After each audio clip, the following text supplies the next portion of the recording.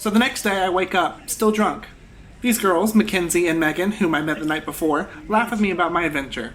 But it was time to check out before our guide and bunkmate woke up, and before I could find out if Gavin and Alex had survived. If not, RIP.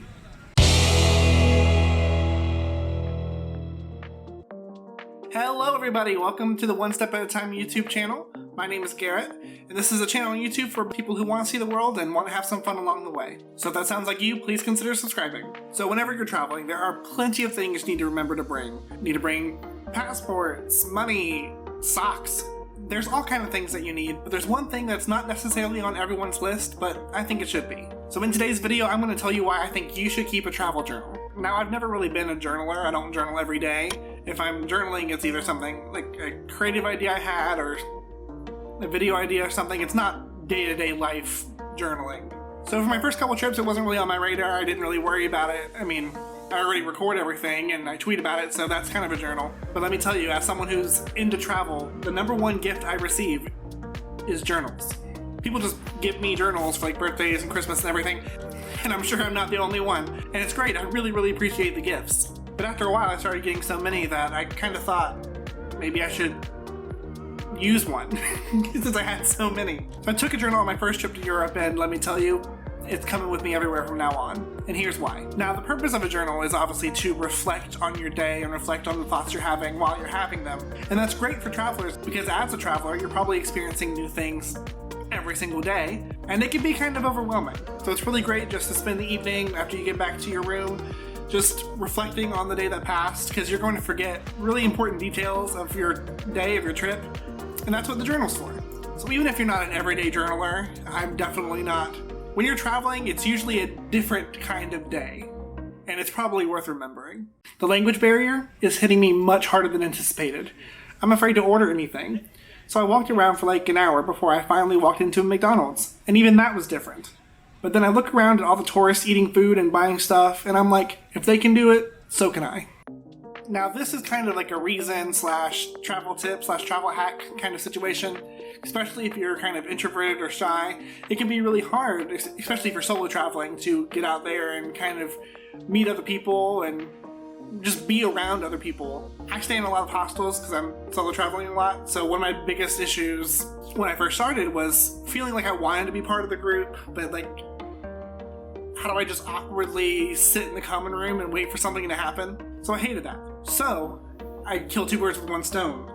I use my travel journal, and I take my travel journal to the common room and write in the common room. So now I have a reason to be there because I'm sitting there writing. I'm in the common space, and I'm ready to be a part of whatever's happening around me. I've had people come up to me before, ask me what I'm doing, and I explain to them, oh, I'm writing in my travel journal, I go places and I write about them, and it opens up a conversation.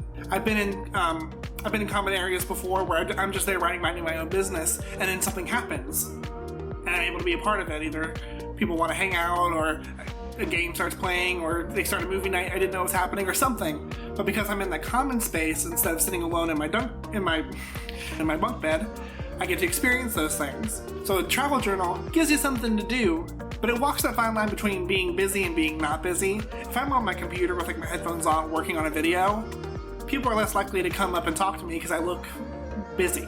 But if I'm just journaling, just writing in a journal and drinking a drink and kind of just chilling, that's something that can be interrupted for a good time. April 29th. I have found it. My favorite place in the world. As I sit on this boulder overlooking the ravine, freezing, I feel like I never want to leave. I feel something here. I'm more connected with the earth now than I have ever been.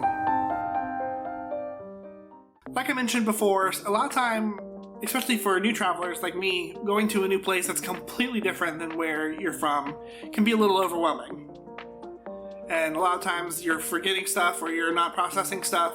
So writing everything down in just kind of a stream of consciousness kind of way really helps you unpack everything that happened, how you were feeling, both the good and the bad, and it gives you an outlet for that, so you're not sitting there just thinking to yourself. I know journaling is like writing to yourself, but somehow it's different than just keeping it all up in your head. Especially if you're like a really anxious person, you can kind of take your anxieties about not speaking the language or not knowing where you are and write them down and kind of process them. That's probably half this book, is just me processing how new I feel and how bad I did something.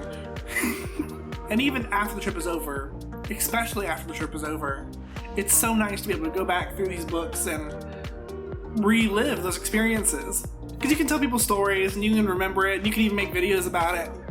But hearing it from yourself about how you felt in those moments brings back those memories of where you were and what you were doing and all those really intricate details that is easy to forget. So if you write them down the day of, you can go back and I want to have this forever. I'm going to be able to know how I felt in all these locations forever. Alright y'all, well I hope you enjoyed this quick little video about travel journals. If you're not a journaler, I hope I kind of made some good points. I really recommend bringing a journal with you. You can bring one like this, it's very small. It doesn't take up a whole lot of room in your bag, and it really has so many uses. I got this one for one of my best friends, and it's great because in the front it has pockets where I keep tickets to museums and attractions and plane tickets. So I can keep these in here, so it's kind of like a scrapbook too, so that's kind of interesting. But I really recommend you keeping a travel journal. It should really be on everybody's list. Alright, well I hope you enjoyed that video. If you did, go ahead and give it a thumbs up. And let me know in the comment section what things you bring with you on your trips to help you remember the experience more. And thank you so much for watching. We'll see you guys next time. Bye.